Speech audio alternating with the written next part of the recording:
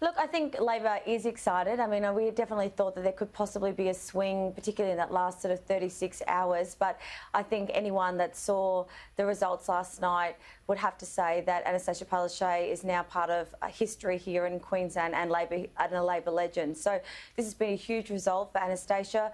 I think for her personally, she feels vindicated. She's had an extremely tough year with many, many leaders from across the country, including the Prime Minister, saying she was wrong on the borders. And what we've seen overnight is Queenslanders overwhelmingly said that she made the right call and have backed her. And I guess one of the biggest surprises, Kate, is that it wasn't just in the southeast where the strong results were seen. Yeah, absolutely. And I think this goes to some of the division that we see in the LNP right now. We heard actually Peter Dutton calling what had happened at headquarters sabotage to the parliamentary wing, and I think there'll be a lot of soul searching within the LNP. You cannot go into an election divided between your party representation and the parliamentary wing. So I think that what we saw was the LNP saying that they were going to win 3 seats in Townsville, not to pick up any seats there with our strong local campaigns coming through. So look, this was an amazing result for Labor. It shows that our strong, disciplined team, when it comes to elections, has paid off, and the Premier's decisions throughout the year have been recognised by Queenslanders as keeping them safe. And what do you put the collapse in the One Nation vote down to? Look, I do think that Anastasia has appealed strongly to that One Nation vote. I think, we know certainly in the last 20 years that One Nation has been a strong presence here in Queensland, that it is an older demographic. I think they really understood that Anastasia was making the tough decisions to keep them safe, and I think that resonated with them. I also don't think that we saw that Pauline Hanson was almost MIA, missing in action here in Queensland throughout this campaign. It was one of the quietest campaigns of Pauline Hanson that I've ever seen. We saw Clive Palmer strongly campaigning with his money, not with candidates on the ground. So I think what we saw was a return to the major parties at this election.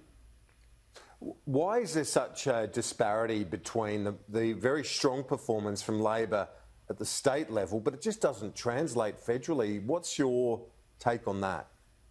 Well, I think there's a couple of things, Kieran. I think firstly, we had a very strong leader who was upfront and honest with the people of Queensland, and certainly that sentiment about Anastasia being bullied by the Prime Minister, by Peter Dutton, by those Liberal leaders coming up to Queensland and telling us how to suck eggs up here did resonate. Queenslanders hate it when Southerners come up north and tell us what to do. I think, secondly, there was also a real view that she stood up for their values. I think what we saw with Bill Shorten and, an old-timer here in Queensland, Robert Shorten, predicted in January last year that there was no way that Bill was going to get over the line in the May election. And I think that there was a very different sentiment on the ground. I've been campaigning here in Queensland now for more than 20 years. There were no cricket bats. People were coming out, they were voting, they were supporting the incumbent government. And I do think we saw in a number of those marginal seats where the LNP, for example, thought they were going to win Aspley.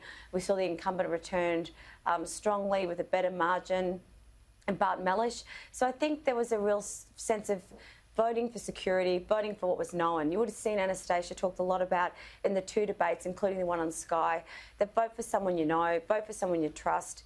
You know me.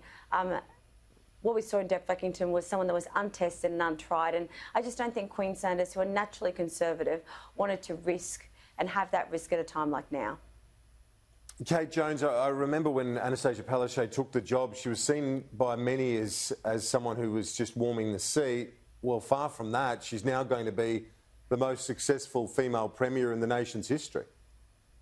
Very interesting, Kieran. I mean, we lived through that first term where, certainly we were very confident that, I was going to knock off Campbell in 2015, that we would definitely see a massive swing towards Labor in 2015. But as you know, Anastasia was the only one that I know that was calling to say that she actually thought we were going to form government in 2015. She is no longer the accidental premier. She is now going to be a Labor legend here in Queensland. Yeah, it's quite amazing. A third term and now to be the longest serving leader of her party. This is one of the challenges, though, with longevity, isn't it? To renew and to improve the economic situation, because while this is great success overnight, the unemployment rate remains far too high in the Sunshine State.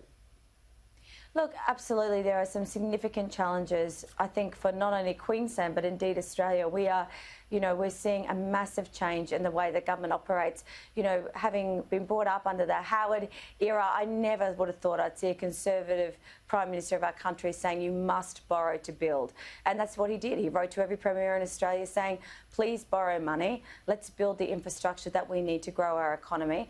And certainly the next 4 years is all about getting that unemployment rate down, creating jobs and getting the economy moving again. And interestingly, and we have a number of polls around why people voted the way they did, it wasn't just about borders. Leadership absolutely came into play.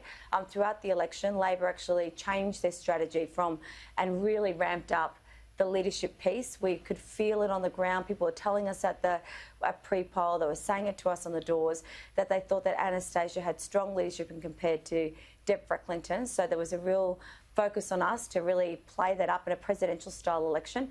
So undoubtedly you're right, the next 4 years are going to be very tough, whether you're here in Queensland or across the country. But Queenslanders have said very strongly that they think that Anastasia is a safe pair of hands that can guide us through these next few years, which would be very difficult times for government.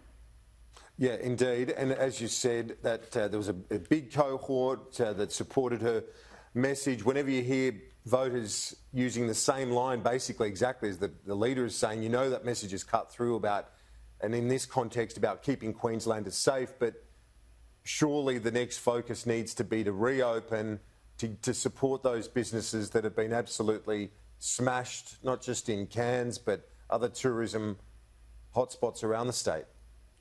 Yeah, it's interesting, because what we saw at the last leaders' debate on the Friday, following the one on Sky, as well, was Deborah Clinton saying, I'm going to follow the health advice. Trust me, I'll listen to the Chief Health Officer. I'm not going to go off on my own and make my own decisions, which is a big change from where she was in, sort of July and August. And you also heard the Premier say, I hope that Australia is open as soon as possible. I hope that Australians will be able to travel around the country freely as soon as possible. So there was a change in language there, and I think that reflects the sentiment. But you're right, I mean, every Queenslander and every Australian wants to see us go to that next phase in our recovery, which means Australians can travel around our country safely. And I think, everyone's very hopeful that will happen before Christmas.